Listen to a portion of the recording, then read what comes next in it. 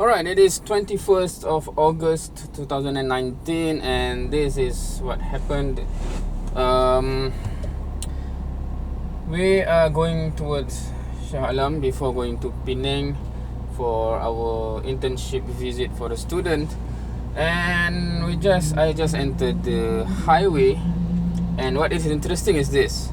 Two things. One is there's only $5 in my Touch 'n Go, and I'm planned to reload and increase the amount in this Touch 'n Go. But this Shell here, this is the way where I can do it before the exit.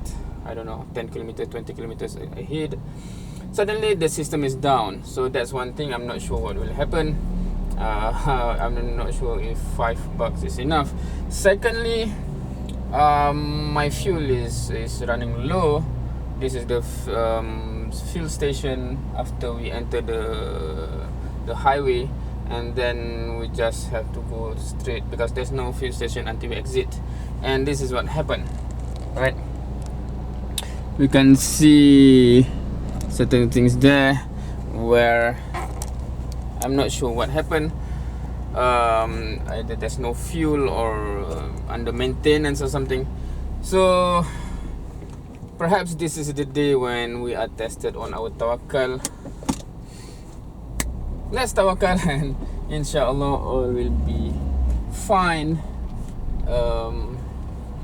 We will see inshallah. So today our schedule is in the morning. This is already afternoon. In the morning, hazard reported ahead. Now we have hazard reported ahead. In the morning, we have spent some time in the office, submitting there's a backlight here. Submitting the forms for claim, etc. So we have done our task in the office, and now the next item for today is to visit the venue for this weekend's Muktamar Tarbiyah, and then we will shoot off to Penang straight away after that, because tomorrow morning I will have internship visit in Penang. So that's the itinerary. Inshallah, hopefully it will be productive.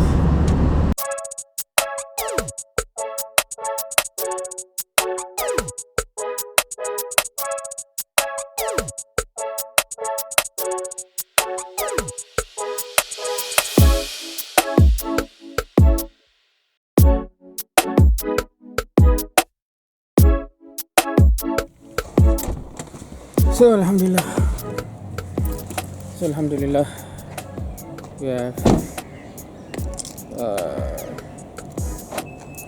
we have checked out the venue, and hopefully everything is okay. So right now we are going for some drinks and some discussion.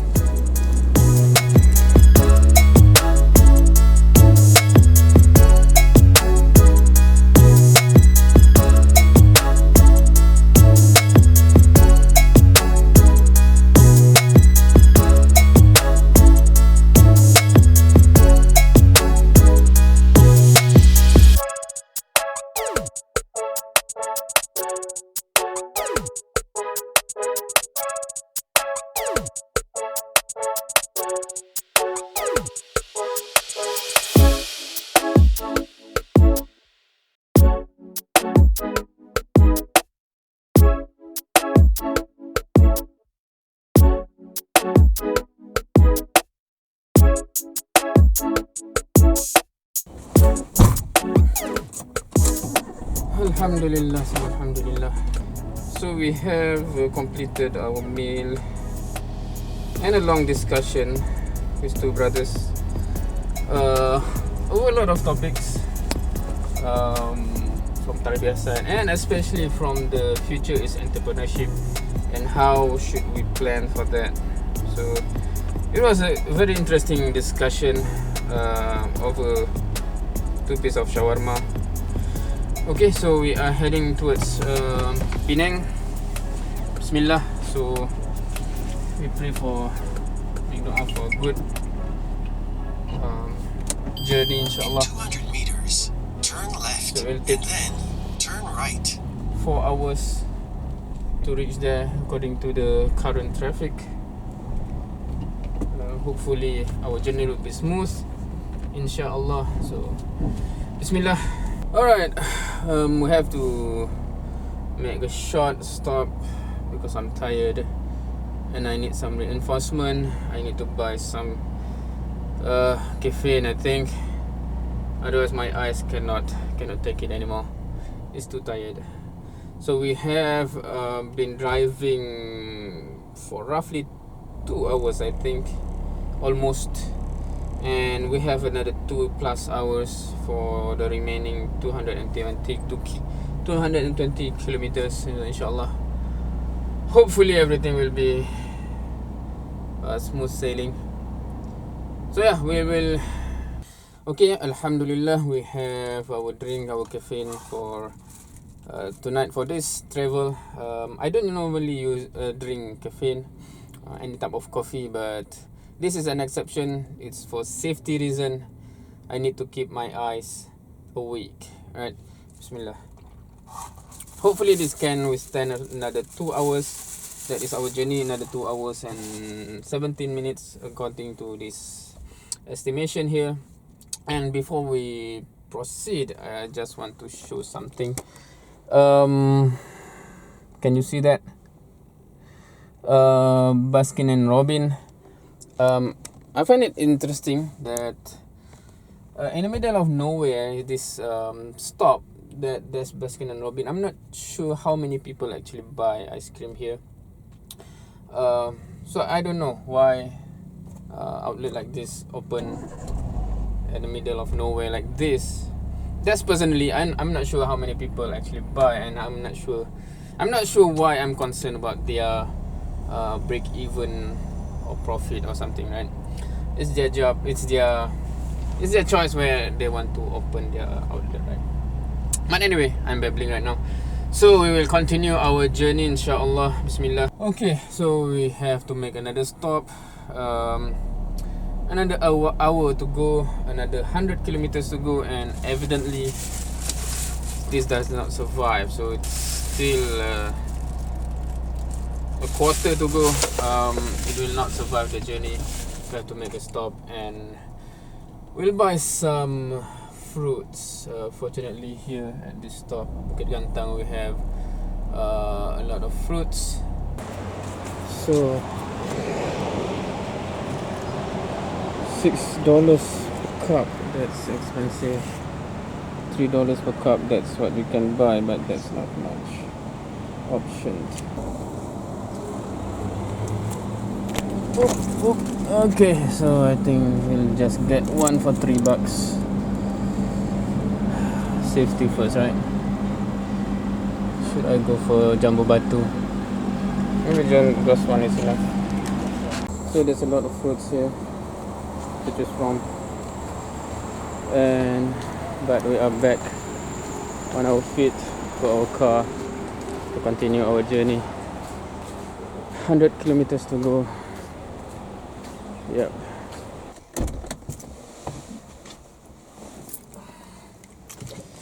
Okay, we have arrived, but this looks sketchy. Let's hope. So yeah, this is the place. This is the surrounding, and this is the entrance, I guess.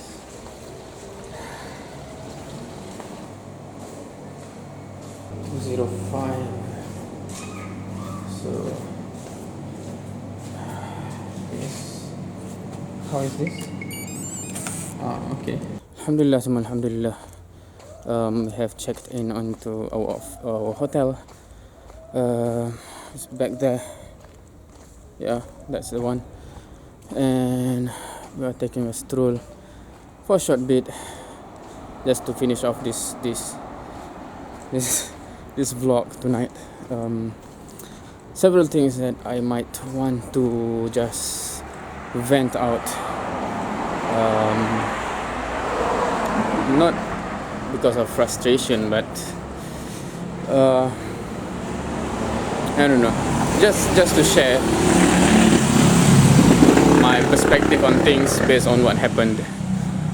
So number one, I think perhaps this is a reminder from Allah Almighty to me that do not assume, do not stand on assumption. So what happened is I'm going to visit some student here, doing practical here, and the presentation tomorrow is at USM in Penang, right? The great thing is, when I booked the hotel, I straight would assume that it is USM in Bayan Lepas, and only when I have reached here I double check it's not here, it's the other campus, which is like 50 minutes from here, and I'm not sure if there will be a traffic jam in the morning tomorrow. Hopefully not, na'uzubillah min zalik. But it can be like an hour from here. So that's number one. Sometimes we assume we know, we assume what we assume to be correct, and we act on it, and apparently it is not correct, and you have to live by the consequences. And for this, the consequences is, I think, minimal. It's just additional travel time. I have to check out earlier than I expected. I have to spend much more on fuel costs and toll than I should have, but those are not irreparable damage, right? Alhamdulillah. I think in life, if you do make a judgment or an act, etc., based on assumption, and it turned out to be wrong, the damage can be terrible, and if it cannot be repaired, that's even worse, right? So do not assume and do not act on assumption. That's very dangerous. It can be very damaging to relationship, to health, to society, etc., etc., right? So that's number one. Where are we? I hope I'm not lost. Hopefully I still remember where I should come back to. I'm not familiar with this place actually, so yeah. So we are in front of Complex Mahkamah Pulau Pinang. So that's number one. I think we'll just go back, and perhaps I'm going to cross the street. There's some building there. Hopefully it can be a nice background. Yep.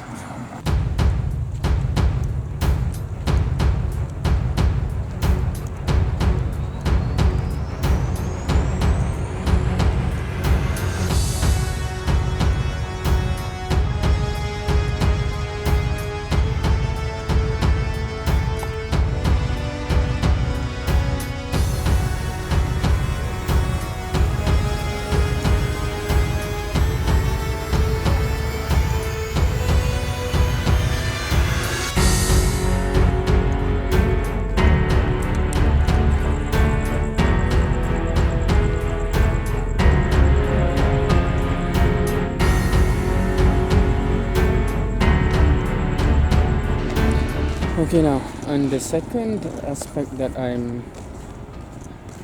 was in my mind just now is that,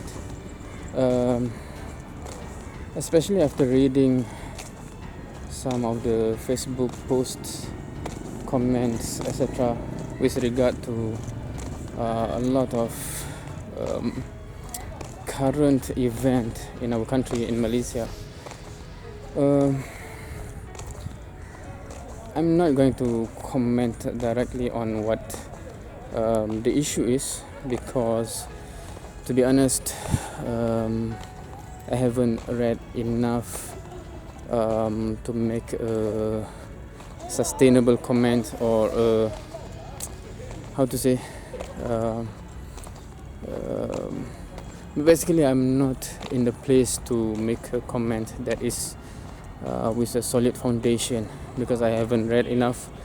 I have certain perception built upon what I have read so far, what I have heard, and what I have watched so far, but that might be skewed or biased or whatever towards what exposure that I have, because I haven't done enough research on it.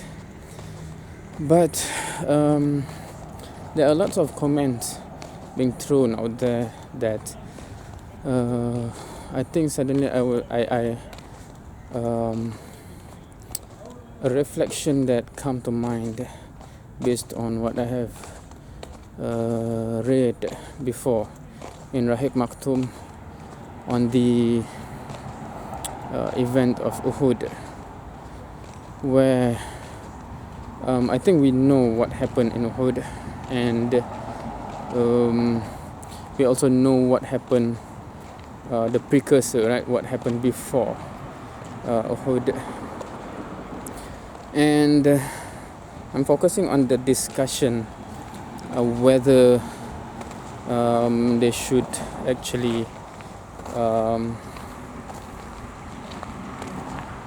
stay inside of Medina and fortify inside of Medina and defend Medina, or they should actually go out and have the battle outside of Medina, which eventually become the Battle of Uhud, right?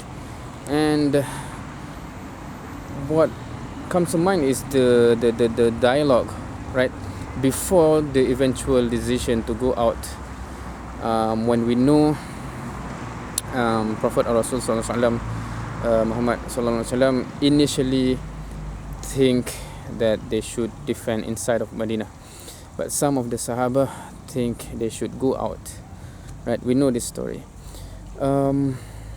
What interests me actually is what happened to the Munafiqun, right? Because this is the first test for them, I think, because in the Battle of Badr, which happened before, they were not involved, because the episode begin with the group sent out for the caravan, right? It's not a group sent out for battle, right? So it's a small group, 300 plus of Sahaba, and it is a different scenario. But now they have to make a decision together as the people of Medina with Rasul Sallallahu Alaihi Wasallam, and the Munafiqun have to have a stand, right?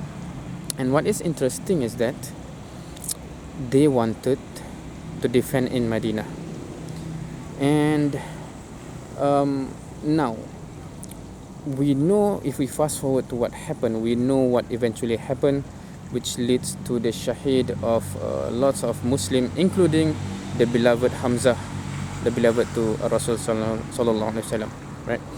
And if we go back to the decision making process, when we can see that some of the Sahaba, the passion that they have to have it outside, kind of pressured Rasul Sallallahu Alaihi Wasallam to make the decision to go out, right?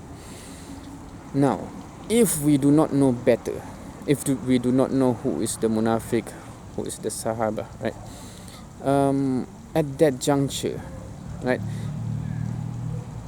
Apparently, we can say the Munafiq is the one that have the same opinion as Rasul Sallallahu Alaihi Wasallam, right?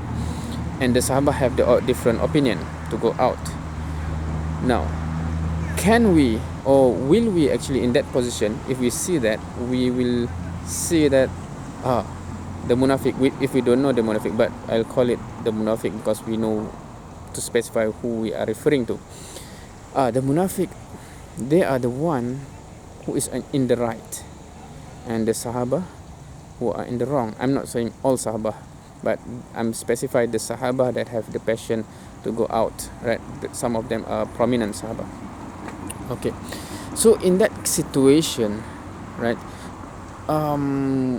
just by what is apparent, we might come to a wrong conclusion, because we might say that the munafiq is the one that is having the right decision. If we follow the munafiq, the Sahabah will not be shaheed, etc. Right? But they have a totally different motivation than Rasul Sallallahu Alaihi Wasallam.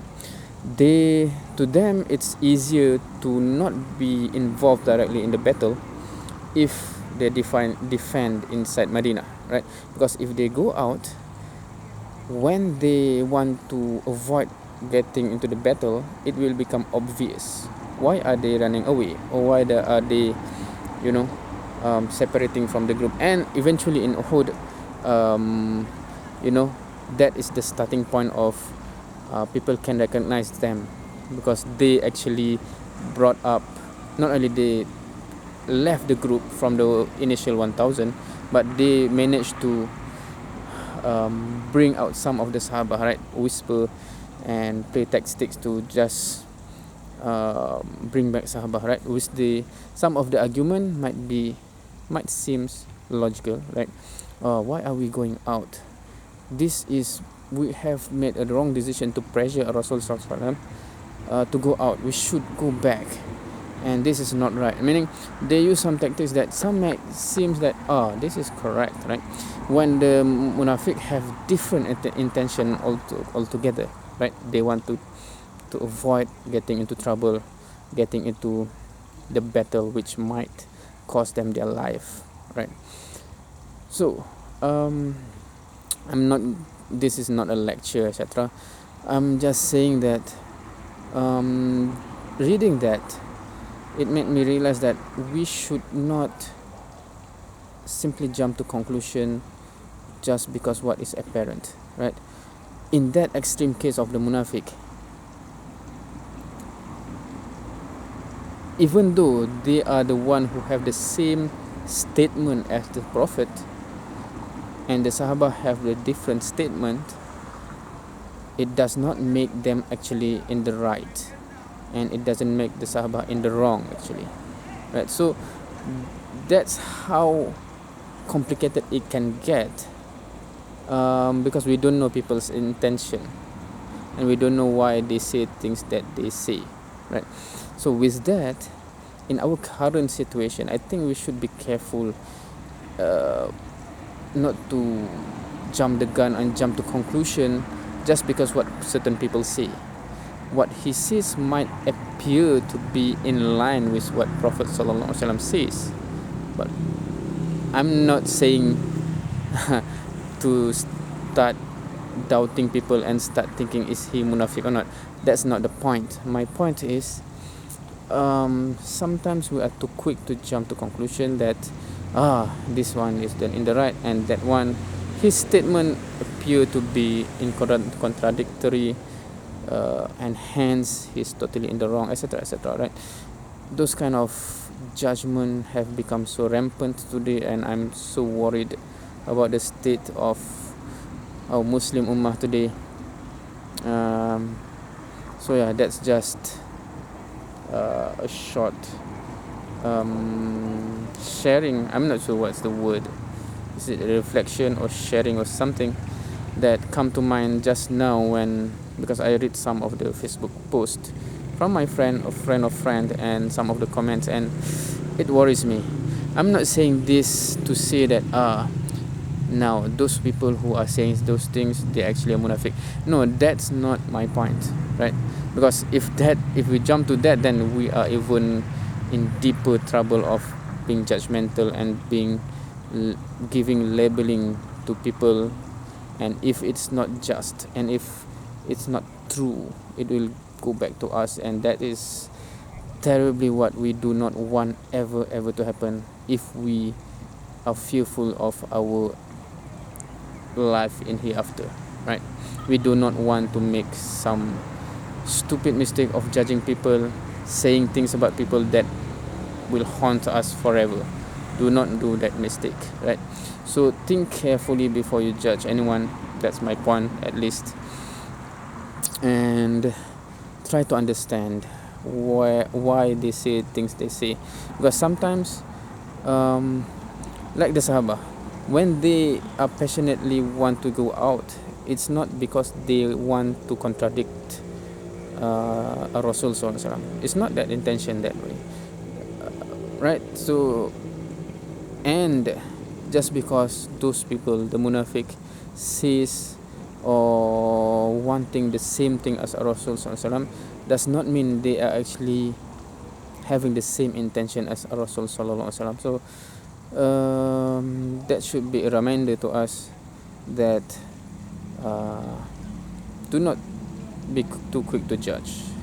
I think I'll end tonight at that. I have a long day tomorrow. It has been a long day tonight or today. We begin at Gombak, morning to afternoon. We settle what we need to settle, pretty much, alhamdulillah, and then we rush to Shah Alam to see the venue for this weekend, and then we rush to Penang. Right now we are in Penang. I'm not sure if anyone actually thinking, what is this person talking to himself in the park at the night here? But there's a lot of people who are lepaking because there's a beach front there, not a beach but sea front or something, because there's no beach, there's just sea there, and then there's a park back there. So people are, I think people who do not have anything else to do, they just lepak with friend. What is lepak in English? I'm not sure. But anyway, what was I saying? So yeah, inshallah. So it has been a long day. I need a rest anyway. And tomorrow, because of our mistake, because of our action based on assumption, I just checked the message. Actually, the student actually already stated it is USM Nibong Tebal, Penang. What registered to my mind is USM Penang, and I come to USM Penang, the main campus here. And actually, when I reach here, only I realized, wait a minute, it's 50 minutes from here. That's a reminder from Allah to me, I guess, for not making action simply on assumption. After this, hopefully, inshallah, that will be a reminder that I will keep for life, inshallah. And hopefully you take that reminder as well. And anyway, so tomorrow we have to go out and check out early, and we cannot come back to the hotel anyway after the presentation because it's too far. So basically we paid the hotel just to crash tonight. And okay, talking about the hotel, that's another perhaps reminder from Allah that do not be too confident that when you have done something that makes you feel assured, right? Because when I search for the hotel, I specifically find a hotel that can give you Wi-Fi, that have certain things, etc. And when I reach here, alhamdulillah, it's still livable there. But then when I ask for certain things, for example, where's the Wi-Fi? There's a Wi-Fi. He gave me the password, but I said, but unfortunately, currently the Wi-Fi is weak, so it's not up to the speed that I need to finish my work. Yeah, that's another thing. I should be doing some work tonight, but this is too late already. So we have to carry that work tomorrow. So the schedule for tomorrow, have to go out, check out early, go to the presentation in USM Nibong Tebal, and after that rush to Selangor and continue my work, because we have a lot to complete in terms of the revision and updating and correction of the report before the end of the week. That's life, inshallah. Hopefully everything goes well. The main point is I need some rest. I was planning to do some work tonight, but unfortunately it's not happening. Wallahu alam. So Allah knows best. Yeah, that's the point. Do not be too confident that you have made the preparation, you have searched for a place specifically when you try to book only the room with Wi-Fi, etc. There's Wi-Fi, but it's not enough speed to do what I need to do, unfortunately. So again, that's another thing. If we talk about that, then I realize the event of Hijrah of Rasul Sallallahu Alaihi Wasallam, but we'll keep that for another story, another day, inshallah. So if you have watched until this point, thank you for watching. Have a great and productive day, week and month, inshallah. Assalamualaikum warahmatullahi wabarakatuh.